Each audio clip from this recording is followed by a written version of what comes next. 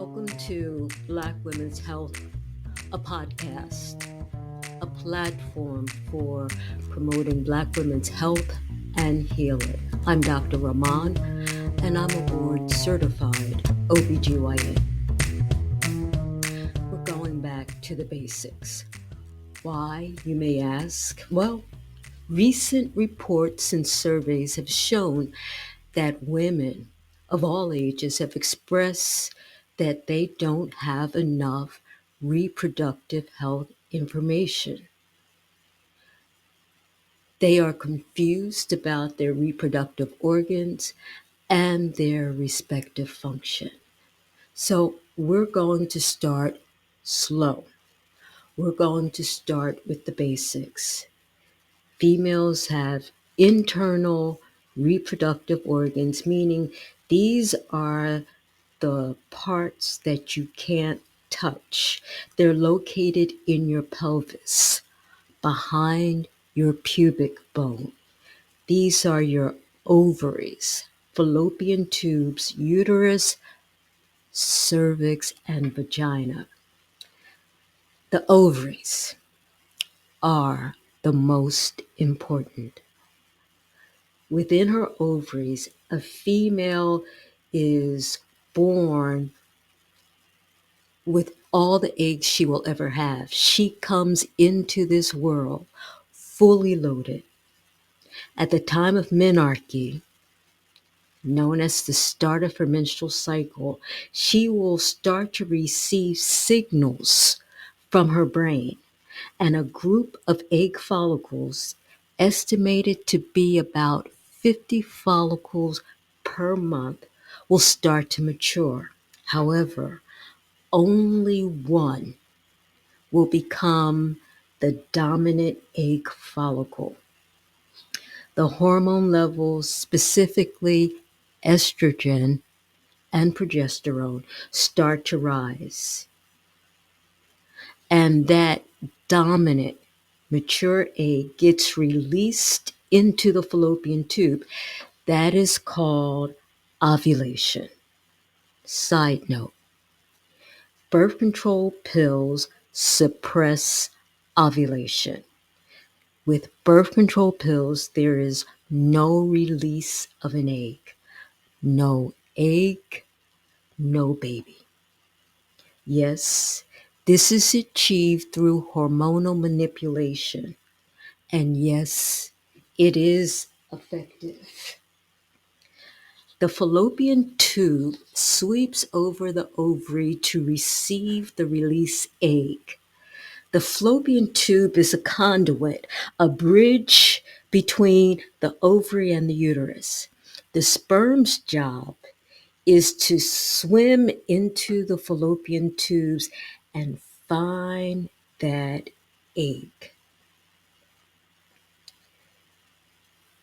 The uterus.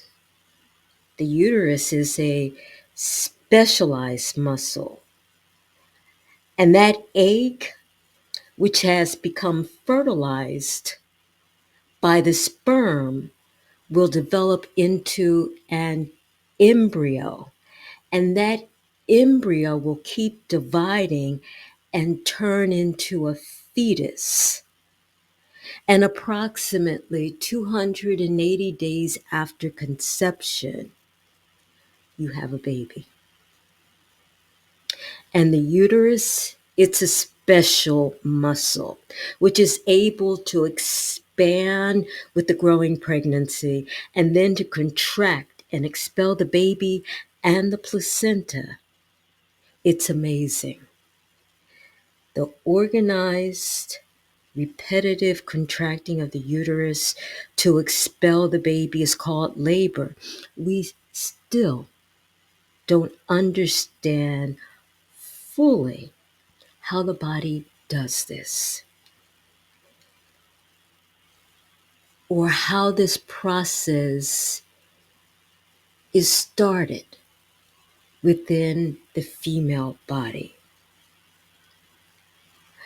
Now, the uterus is well known and often spoken of because you can have abnormal bleeding from your uterus, or you can develop fibroids and adenomyosis within the muscular wall of your uterus, or you can have an IUD placed into the cavity of the uterus for contraception. There is so much more that we could talk about. But at the opening of the uterus, which is at the top of the vagina, we have the cervix. When you get a pap smear, a sample of cells are taken from the exterior portion of the cervix, and that's the part that is in the vagina, and a sample is taken from the canal that leads from the opening into the cavity of the uterus. In this diagram, you can see that the vagina is below the cervix. You can put your finger in your vagina, and if your finger is long enough, you could touch your cervix. The penis is inserted into the vagina.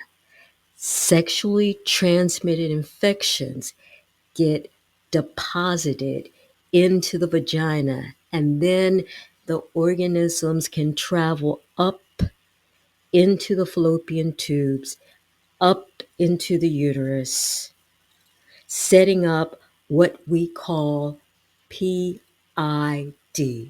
pelvic inflammatory disease. The hymen is the film of tissue that covers the opening of the vagina. For the majority of women, the hymen does not completely cover the opening of the vagina. And how do I know this?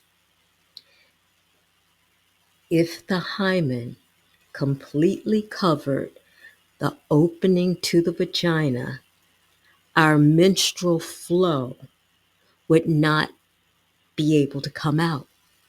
The menstrual flow from the uterus would have no way out. So, checking for an intact hymen is not a good test for female virginity. There is so much more to talk about. Until later, this is Dr. Rahman saying, take care.